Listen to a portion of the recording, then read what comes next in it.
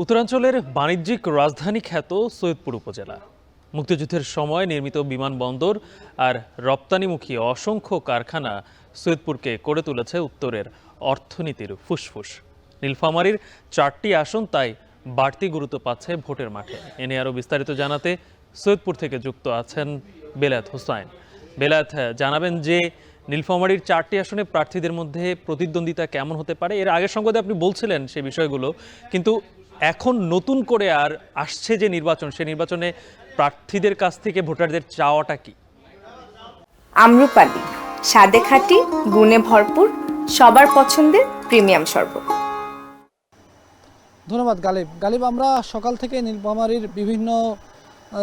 নীলফামারী জেলার বিভিন্ন এলাকায় ঘুরছি, ভোটারদের কথা শুনছি, তাদের প্রত্যাশা, তাদের আকাঙ্ক্ষাগুলো আমরা জানার চেষ্টা করছি। একই সঙ্গে নির্বাচনের পরিবেশ নিয়ে আমরা দেখছি এখানে প্রার্থীরা কে কতটা দৌড়ে এগিয়ে আছেন, পিছিয়ে আছেন, সেই বিষয়গুলো আমরা দেখার চেষ্টা করছি। আমরা এই মুহূর্তে রয়েছি নীলফামারীর সৈয়দপুর উপজেলায়। আমার পেছনেই সৈয়দপুর বিমানবন্দর, যেটির জন্য গোটা নীলফামারীকে, গোটা উত্তরাঞ্চলের একটি স্মৃতিচিহ্ন হিসেবে, এটি স্মৃতিস্মারক হিসেবে এটি আছে। সৈয়দপুরের কারণেই উত্তরাঞ্চলের গুরুত্ব অনেক বেশি। এখানেও একটি সংসদীয় আসন আছে। এই সংসদীয় আসনকে ঘিরে নানা ধরনের সমীকরণ আছে। এখানে ইপিজেড আছে, অর্থনৈতিক নানা হিসাব নিকাশ আছে। আমরা সব বিষয়গুলো নিয়ে কথা বলবো। আমাদের সঙ্গে আছেন আমাদের এখানকার ব্যুরো প্রধান মোকাররম হোসেন। মোকাররম, আপনার কাছে জানতে চাই, আমরা তো সকাল থেকেই সৈয়দপুরের অর্থনীতি, কৃষি, এখানকার নানা বিষয় নিয়ে কথা বলছিলাম।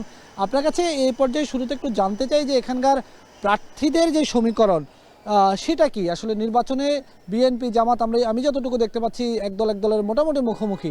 আপনি কি দেখতে পাচ্ছেন? নীলফামারী জেলার যে 4টি সংসদীয় আসন রয়েছে, একটি আসনেও আসলে এই মুহূর্তে প্রেডিকশন করা যাচ্ছে না যে নিশ্চিতভাবে কে জিতবেন। 4টি আসনের মধ্যে 3টি আসনে এককভাবে প্রার্থী দিয়েছে বিএনপি এবং জামাত। একটি আসন নীলফামারী 1, যেটি ডোমার এবং ডিমলা নিয়ে গঠিত, সেখানে কিন্তু বিএনপি কালকে একটি চমক দিয়েছে। সেখানকার মনোনয়ন প্রত্যাশী ছিলেন বেগম খালেদা জিয়ার ভাগ্নে ইঞ্জিনিয়ার শাহরিয়ার ইসলাম তুহিন। তাকে নমিনেশন না দিয়ে জমিয়তে ওলামার একজন প্রার্থীর জন্য এটি ছেড়ে দেওয়া হয়েছে। এর বাকি 3টি আসনের মধ্যে আমরা যে আসনে রয়েছি নীলফামারী 4 আসন, সৈয়দপুর এবং কিশোরগঞ্জ নিয়ে, এখানে জামায়াতের যে প্রার্থী হাফেজ আব্দুল মুন্তাকিম এবং বিএনপির সৈয়দপুর সাংগঠনিক জেলা বিএনপির যে আহ্বায়ক আব্দুল গফুর ভিএসসি, যিনি একজন শিক্ষাবিদ, তাকে বিএনপি থেকে নমিনেশন দেওয়া হয়েছে। এই দুজন প্রার্থী কিন্তু সমান তালে এই মাঠে লড়ে যাচ্ছেন। তবে এখানকার একটি চমৎকার ঘটনা ঘটেছে।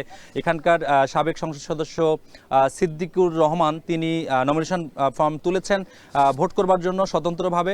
তিনি একসময় জাতীয় পার্টির রাজনীতির সাথে জড়িত ছিলেন। একই সঙ্গে তার পুত্র ইরফানুল হক ইকু, তিনি নমিনেশন পত্র সংগ্রহ করেছেন। অর্থাৎ 4টি আসনের মধ্যে সৈয়দপুর এবং কিশোরগঞ্জ, যেটি 4 আসন, সেখানে পিতা পুত্র সহ অন্তত 6 থেকে 7 জন নমিনেশন সংগ্রহ করেছেন। তবে মূল লড়াইটা বোঝা যাচ্ছে যে বিএনপি এবং জামাতের মধ্যে হবে এখানে।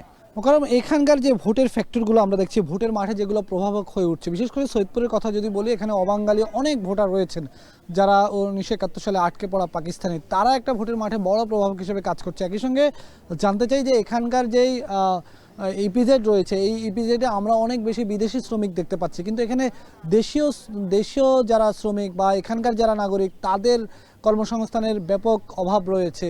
এখানে শিল্প কারখানা থাকলেও নগরায়নের একটা ঘাটতি রয়েছে। সব মিলিয়ে এই আগামী নির্বাচনে এই বিষয়গুলো কিভাবে প্রাধান্য পাবে, ভোটারদের ইশতেহারে কতটা গুরুত্ব পাবে?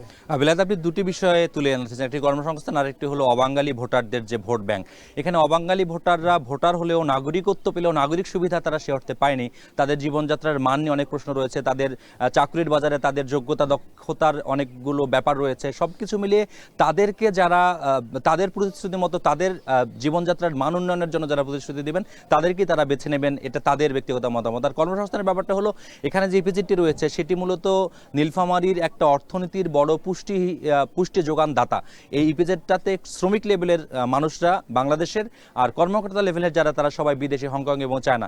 এখানে 24টি কোম্পানি রয়েছে, প্রত্যেকটাই রপ্তানিমুখী, এবং রপ্তানিমুখী কারখানার বৈদেশিক কর্মসংস্থানের একটি বড় জায়গা এই নীলফামারী। কিন্তু এখানকার স্থানীয়ভাবে যে শ্রম বাজার তৈরি করে, এখানকার মানুষের জন্য যে কর্মসংস্থান তৈরি করে, সেটি কিন্তু বৃহত্তর হয়নি। এখন আমরা দেখছি বিভিন্ন কৃষি জমি ভরাট করে ইপিজেডের বিভিন্ন কারখানার এক্সটেনশন করা হচ্ছে, সেখানেও শ্রমিক নেওয়া হচ্ছে বাংলাদেশ থেকে, এই অঞ্চল থেকে, কিন্তু কর্মকর্তাগুলো নেওয়া হচ্ছে বিদেশ থেকে। তার মানে টাকা পয়সাগুলো বা অর্থনৈতিক ব্যাপারগুলো একটা শ্রেণীর হাতেই কুক্ষিগত থাকছে, এবং শ্রমিক শ্রেণী সারা জীবন শ্রম বিক্রি করে এখানে জীবনযাপন করছে। অনেক ধন্যবাদ মোকাররম। আজকে মোকাররম যে বিষয়গুলো বলছিল, এই সব বিষয় নিয়ে আমরা আজ বিকাল ঠিক 4:30টায় দর্শক আপনাদের সামনে হাজির হব। নীলফামারী জেলা থেকে ভোটারের ইশতেহার নিয়ে আপনাদেরকে দেখার আমন্ত্রণ জানিয়ে এই পর্যায়ে ছিল আমার কাছে আম্রপালি, স্বাদে খাঁটি, গুণে ভরপুর, সবার পছন্দের প্রিমিয়াম শরবত। real magic in every